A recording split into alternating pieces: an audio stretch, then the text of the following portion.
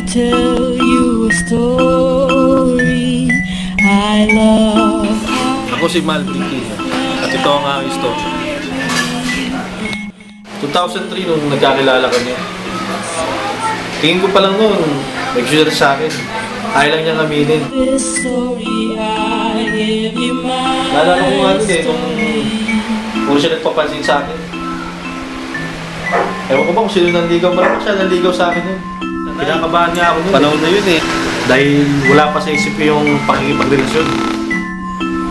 Pagkaraan nun, okay naman. Wala na akong nagawa kaya sinagot ko na siya. Kasi alam ko naman na gusto niya ako Ngayon, natatakot lang siya, kinakabahan siya kasi baka pag nakita ako ng magulang niya, baka hindi sila pumayag. Kasi nga sobrang gwapo ko. Sobrang gwapo ko, baka mamaya hindi pumayag yung magulang niya. Kasi baka ma-insecure siya. Pero sabi ko naman sa kanya, kaya natin yan. Fighting. Pagkatapos nun, okay naman. Medyo may mga struggle. Kasi nga, chiselo siya. Nagsyota siya ng pogi pulis pa. Wala na akong magagawa dun.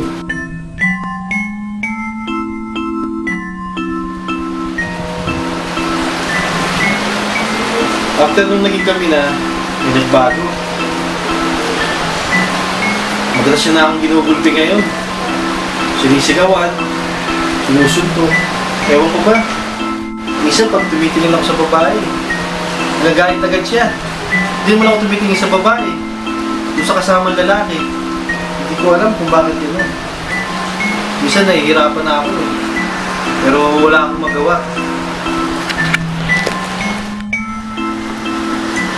Hindi ko na nga minsan alam kung ano gagawin ko. Nahihirapan na ako. Lahat naman sinusunod ko. Pero napakasiloso niya talaga. Minsan, nampas niya ako ng silya. Nasakit.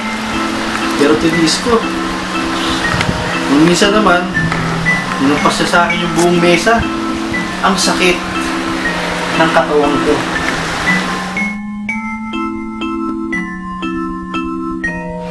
Yung isa sa pinakamalapit na ginawa niya, ginamitan niya ako ng Frodo legs niya. Sinaikik niya ako dito. Ang sakit. Isang linggo akong hindi nakatulog. Dahil may nabasang text sa cellphone ko. After nung pagkabasa niya, pagkatapos siya akong sipahin, nag-reply ulit yung nag-send. Wrong text daw, sorry. Kaso nasipa niya na ako. Ang sakit. 1 week talaga niya. 1 week ako hindi nakagalaw. Hindi ko na malaman talaga minsan kung ano gagawin ko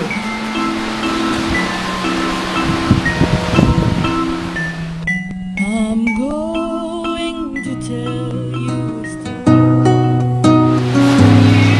After 8 years, medyo naging maganda na. Smooth na yung relationship namin. Masaya na kami. Nag-sink in na lahat. Hindi na ako ginugulpe. Madalas na siyang malambing. Okay na.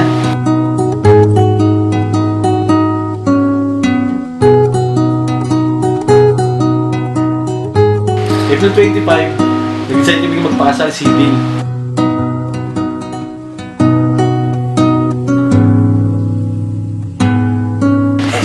September 10, 2011, church wedding namin sa San Agustin. Kaya ngayon, nag-prepare na kami. Ang hirap, pero exciting. Kaso ang gastos, pero it's worth it.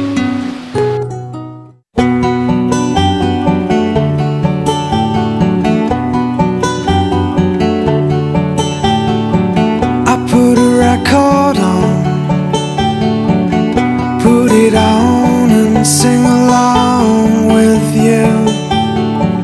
Sing along with you. And that's okay by me. That's okay, 'cause in a way I'm free. In a way I am free.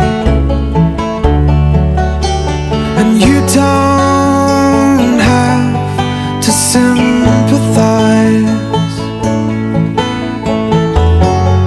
I will try